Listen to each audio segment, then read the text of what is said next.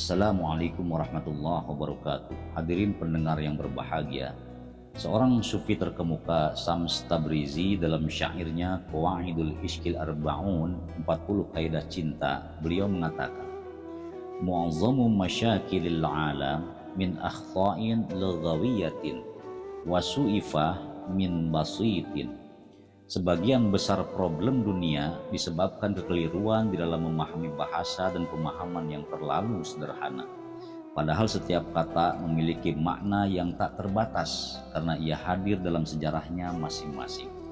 Nah, karena itu saya ingin memberikan sedikit gambaran tentang makna kafaro atau kafir secara umum dan secara spesifik. Kenapa? Karena kata kafir ini asalnya dari bahasa Arab. Ketika masuk ke dalam bahasa Indonesia, itu sudah berubah maknanya. Sebab apa? Istilah-istilah atau terma-terma apapun yang dipinjam dari bahasa asing, nah itu sudah tidak lagi sesuai dengan aslinya. Sehingga kata kafir ini konotasinya seolah-olah kan keluar dari Islam. Bahkan Husain Mansur Al-Hallaj, beliau berpandangan tentang kata kafir ini jadi tidak selalu bermakna buruk, tetapi bisa bermakna baik.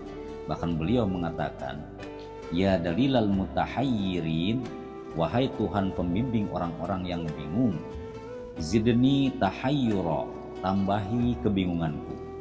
Wa idza kuntu kafiran, dan jika aku kafir, fazidni kufron, maka tambahi kekafiranku. Wasya. Nah, maksudnya apa?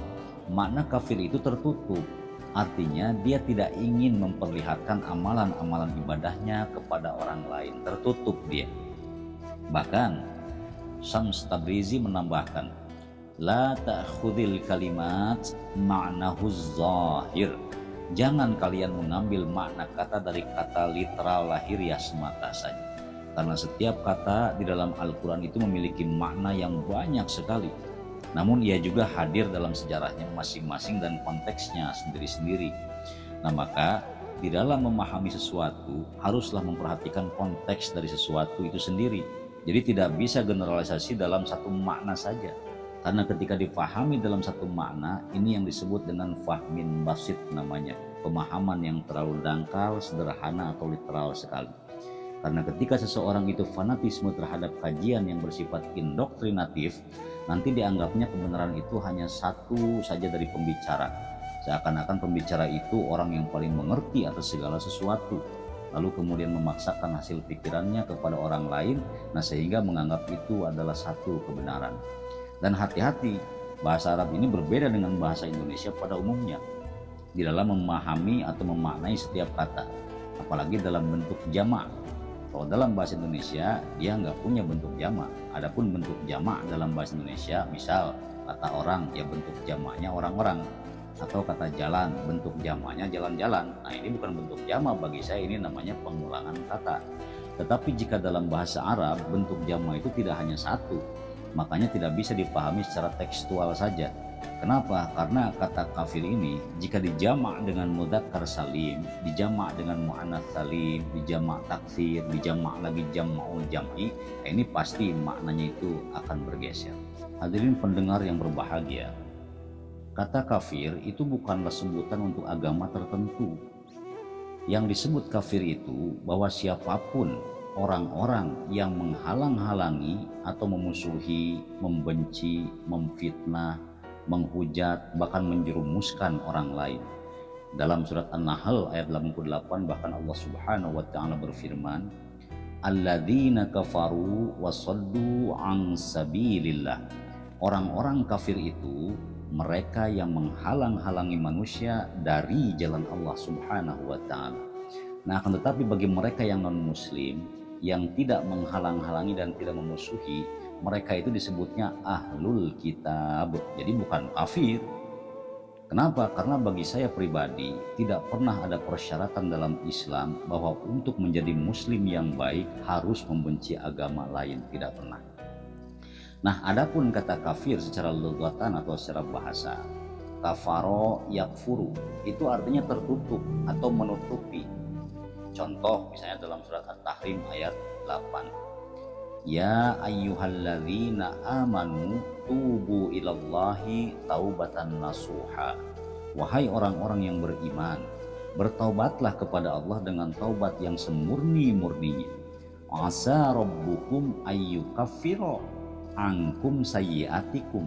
Mudah-mudahan Tuhanmu ayyukaffiro, menutupi segala kesalahanmu atau dosa-dosamu. Jadi bukan mengkafirkan, bukan.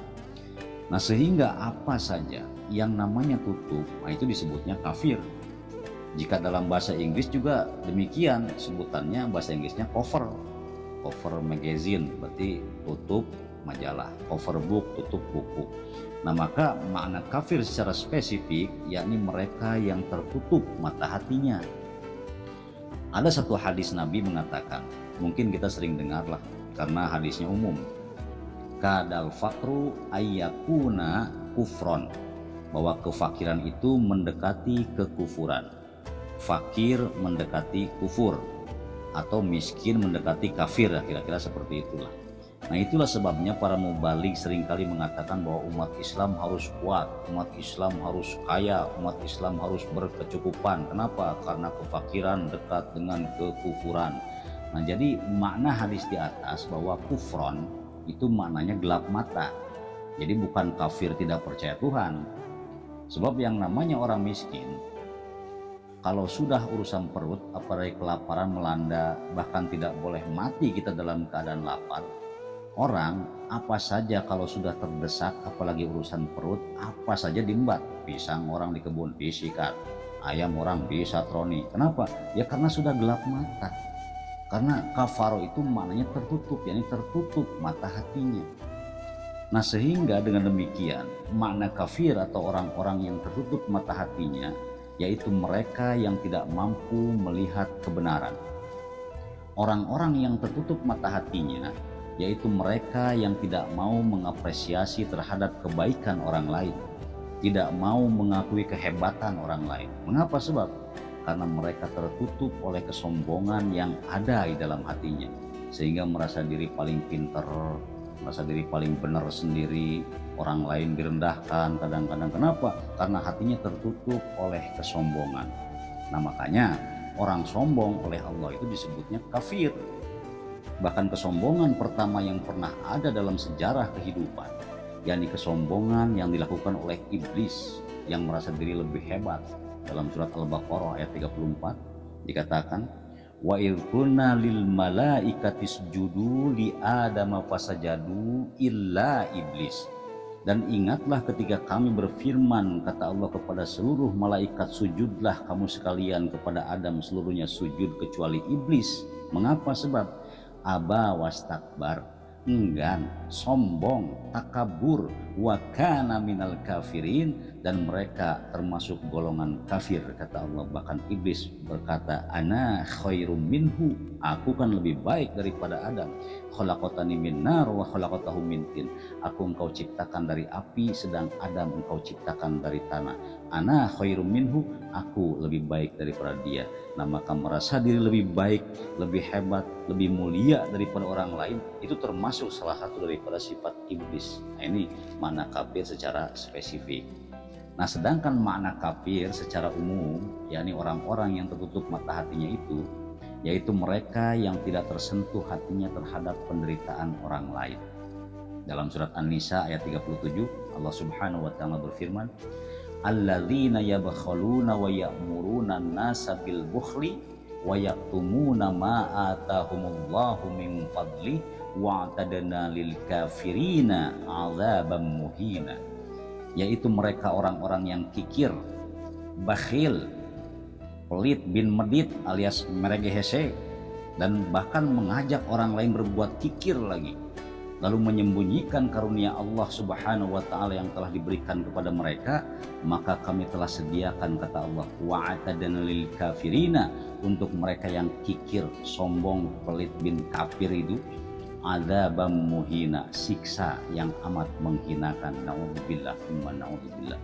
Nah, makanya kita boleh saja muslim, tetapi ketika mata hati kita tertutup, tidak peduli dengan penderitaan orang lain, anak yatim terlantar, fakir miskin kelaparan, tidak menghormati manusia sebagai manusia, sombong, bahil, kikir, Allah yang mengatakannya kita kafir.